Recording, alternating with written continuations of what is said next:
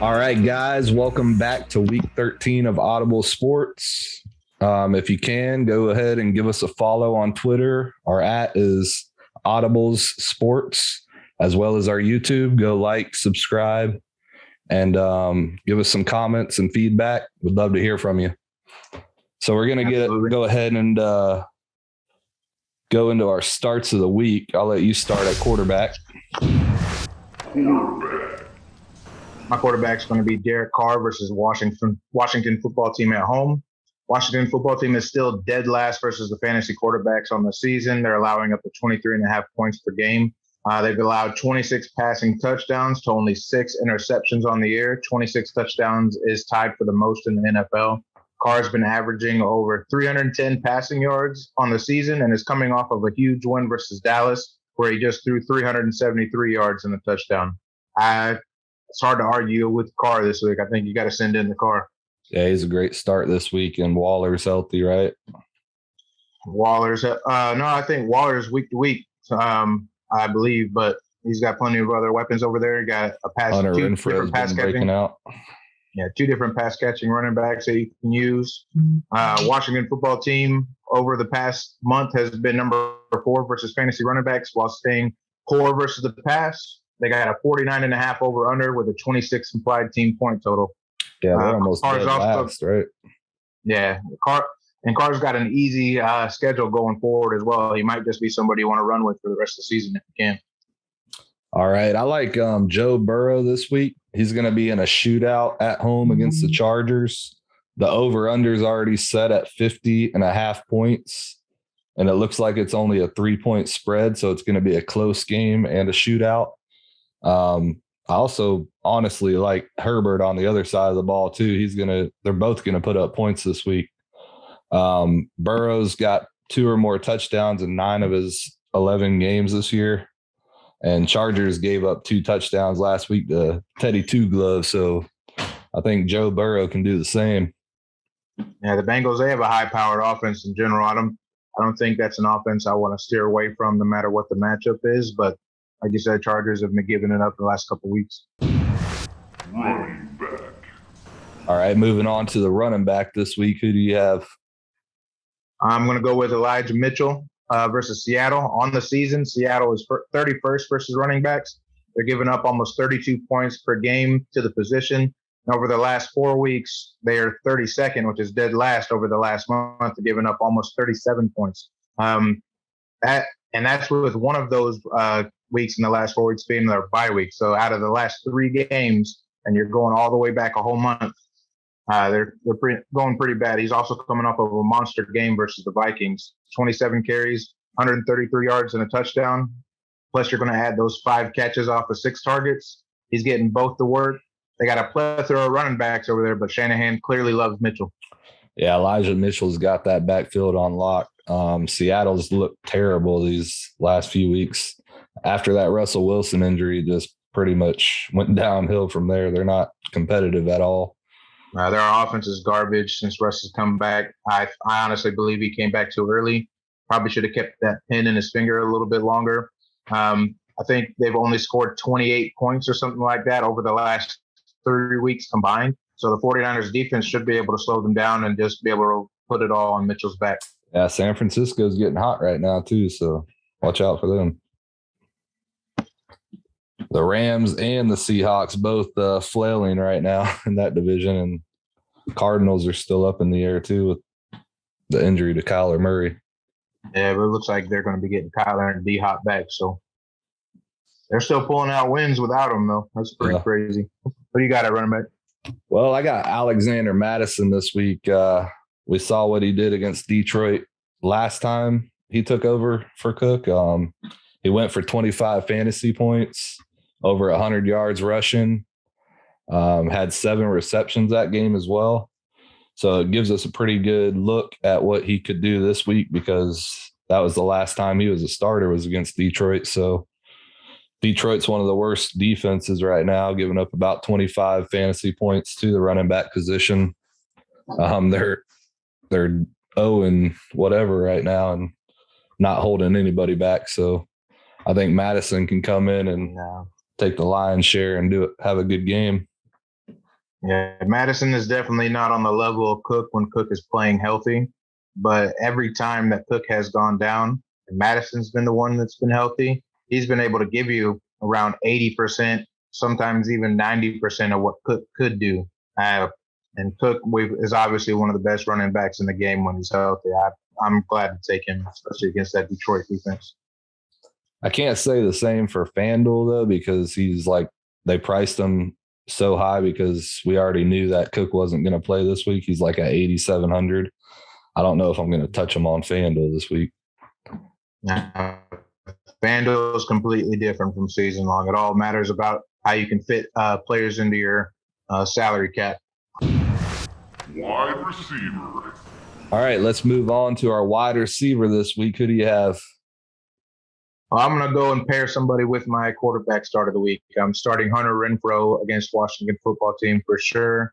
He's a surefire starter, in my opinion. He's been doing great, especially ever since Ruggs has gone down to what he did, unfortunately. But Ruggs has been Hunter Renfro has been quietly having a great season so far. And you put that with Washington football team, who's been giving up almost 40 points per game to the position. The average would be higher if not for playing against somebody like Cam Newton in Week 11, who did his damage on the ground, and played against a hobbled Russ Wilson that we literally just talked about. He hasn't been the same since the pin coming out of his finger. Yeah. But Renfro reminds me of Julian Edelman a lot with his route running. Oh, yeah. He can get that separation, and he's been wide open a lot of the plays for Derek Carr. Yeah, and he's just one of those guys. He's not only is he a security blanket, and how we just said that Darren Waller is going to be week to week, he more than likely is not going to be playing this week. Not only is he going to be a go-to receiver, but he's going to be that security blanket where he's going to be looking straight for him in case he's getting run at and having to hurry up. Like I just said, Renfro's quietly having a fantastic year. He's on a season pace of 128 targets and 98 catches. But over the last month since Ruggs has been out, that number has gone up to about over 130 targets and 111 catch pace over a 17-game span. Renfro is right now the wide receiver 21 on the year, and I can't not start him and Carr this week. That's a good stat. Especially in a PPR league, he's a great start. All right, for wide receiver this week, I'm going to go with Brandon Nyuk for the 49ers. They're playing Seattle. Seattle's, like we mentioned earlier, going down the tubes. Deebo Samuel's not going to be playing this week, so those targets are going to be spread out. And I think Ayuk's going to see a lot of those. For the first 6 weeks or so, he was in the doghouse. Kyle Shanahan just did not want to play him. I guess there were some work ethic issues going on there. But now he's gaining favor again. He's been on the field for 90% of the snaps the last 4 weeks. He's also gotten a touchdown 2 of the last 4 weeks. So he should see a lot of targets this week because he was targeted 6 or more times for the last 5 weeks. So he should be a good play this week. I agree. I was one of the ones that was really high on IU coming into the season. Like you said, there was some issues going on with him not working hard enough in practice to even some of his teammates took notice and called him out on it. It took a while for him to earn that trust back. He worked his tail off to come back. Like you said, over the last few weeks, he's gotten into the 90% snap share, getting the targets now. Unfortunately, Deebo Samuel going down for the next week or two is going to favor Ayuk even more. Those targets are going to have to go somewhere. Him and Kittle should be the most people to benefit from that.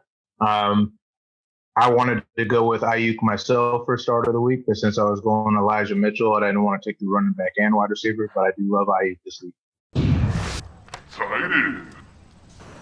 All right, let's move on to the tight end this week. Who do you have? I'm going to go with Logan Thomas versus the Raiders coming back off of the injury. Raiders are 31st on the season versus tight ends. They're giving up 17.5 points per game to the position, 18.5 over the last 4 weeks to the position. So just off of that alone should let you know that Thomas should be back in that tight end one contention. Speaking on that, Thomas coming back from injury jumped right back to a 79% snap share. He had 6 targets in his first game back. So that puts him right, like I said, right back into that tight end one contention as far as the usage goes. And as I said before, with the game, they have a 49.5-point over/under, and the Raiders are projected to be the favorites in the contest. So I like to see this game itself is going to be a sneaky shootout, I think, and I think Logan Thomas is going to help the Washington football team keep up with the Raiders. Yeah, we saw before Logan Thomas went down, he looked like he was one of Heineke's favorite targets over there. So he should see probably 6 or more targets again this week, I'd say.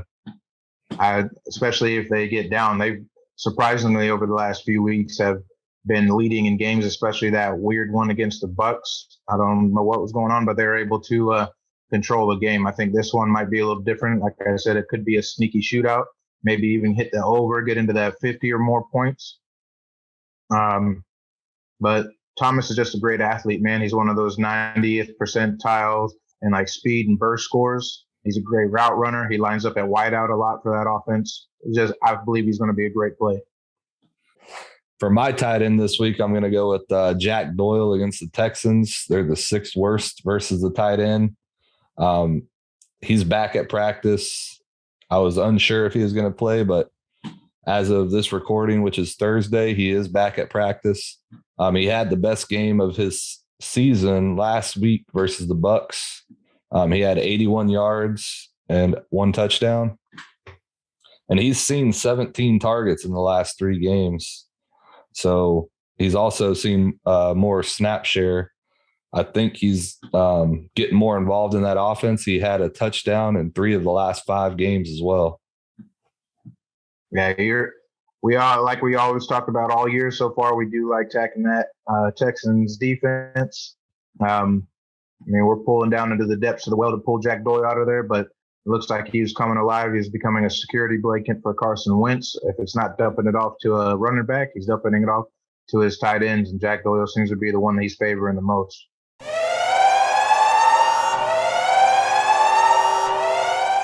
So I'm going with another high-profile player. I'm going with the number 1 fantasy quarterback this week, Josh Allen versus the Patriots. We got the number 1 quarterback going against the number 1 fantasy defense versus quarterbacks over the last 4 weeks, and I'm siding with the defense.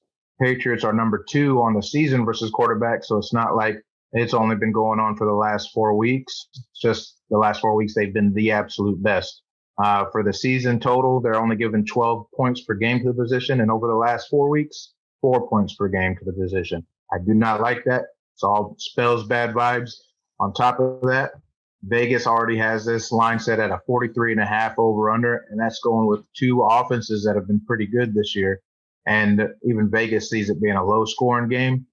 And to be honest with you, I still think I'm taking the under. The weather projected in Buffalo on that Monday night game is projected to be over 20 miles per hour in wind, makes it really hard to pass the ball, and the temperatures are going to be dropping below freezing.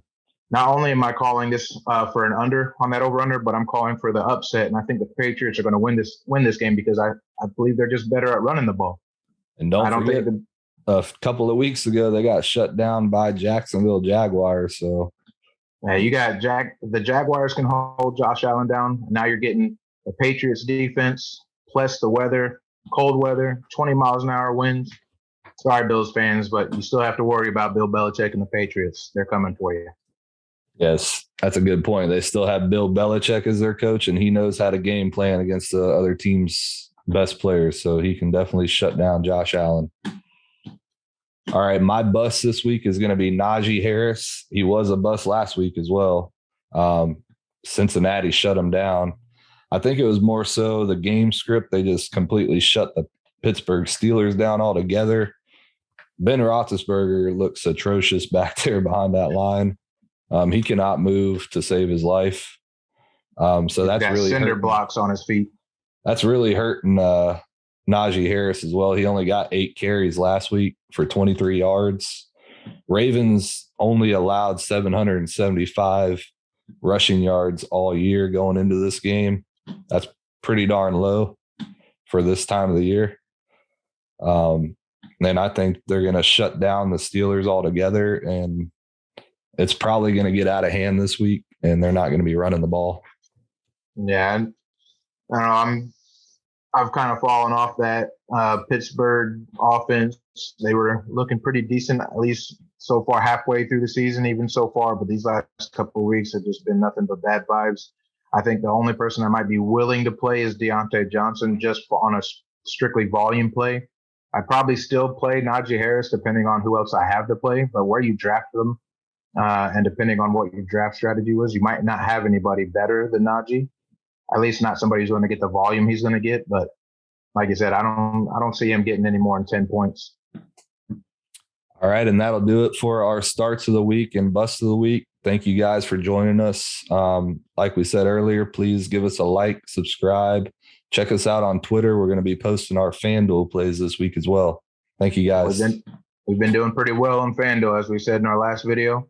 So make sure you check our picks out. We'll try to get you some money in your bank accounts, especially with the holidays coming up.